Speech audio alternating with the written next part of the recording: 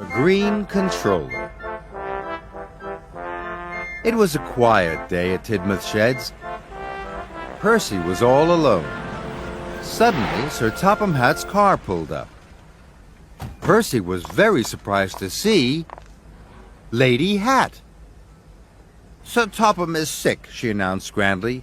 "He has lost his voice." Percy was worried. "I hope he finds it soon," he peeped. "Sir Topham has given me a list of jobs," Lady Hatt continued. "Listen very carefully. Gordon is to collect cars of china from Knapford and take them to Brendam Docks. He must pull the cars very slowly." "Slow cars," peeped Percy.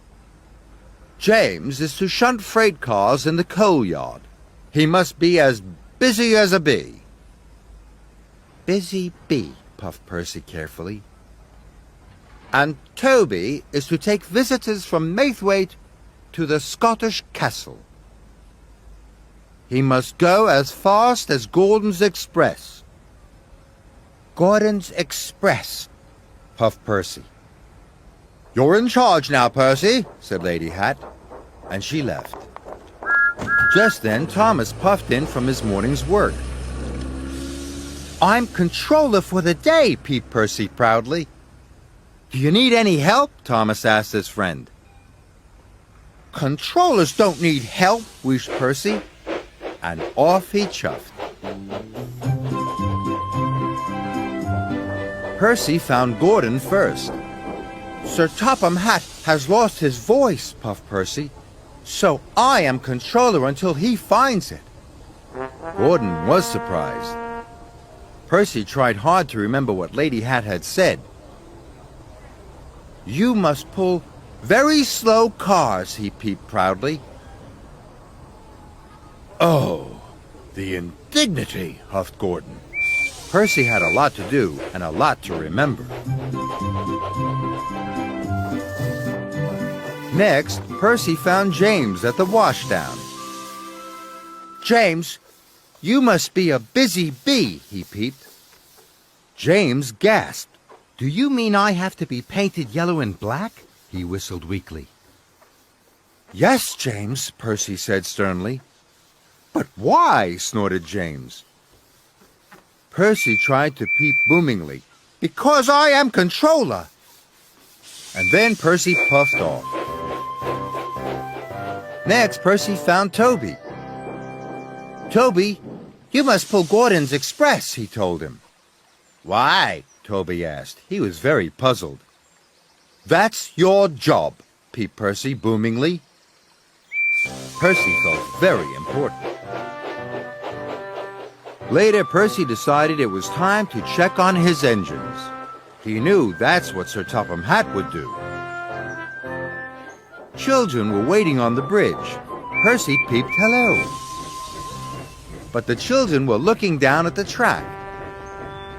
Gordon was puffing very slowly down the line. The children began to laugh. "Look at Gordon," they cried. "What a slowpoke!" Then James stopped at the signal. The children laughed again.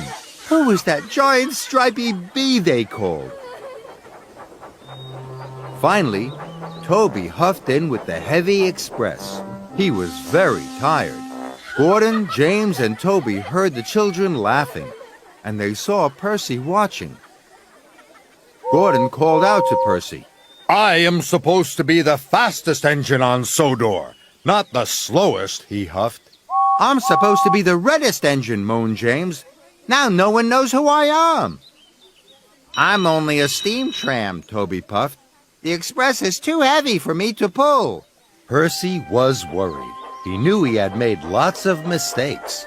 Then Thomas puffed up. "What's wrong, Percy?" he asked his friend. "Please help me, Thomas. I can't remember what Lady Hatt told me. All the engines are doing the wrong jobs." Thomas thought for a moment. "You must go back over your tracks," he puffed. "You might see things that will help you remember." Percy thought that was a very good idea. Thomas and Percy pulled into Knapford Station. Gordon and slow cars, puffed Percy. Suddenly, Percy saw crates of china waiting on the platform. That's it, Percy cried. Gordon is to take the china to Brendam Docks. He must pull his cars very slowly.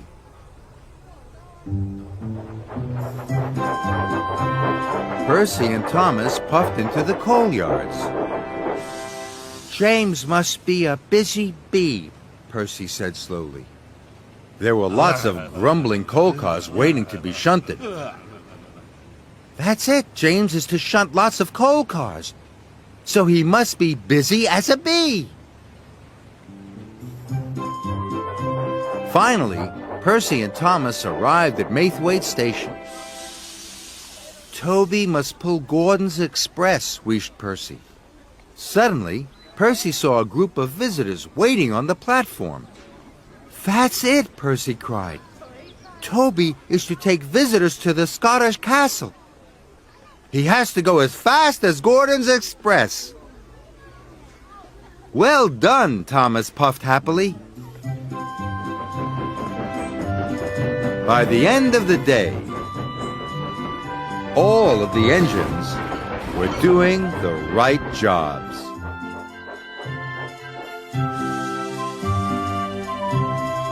That evening, Sir Topham Hatt came to the sheds. You have done very well, Percy, he boomed. I'm very pleased. And I'm very pleased that you found your voice, Percy peeped happily. Sir Topham Hatt smiled. And I hope you never lose it again, Percy added.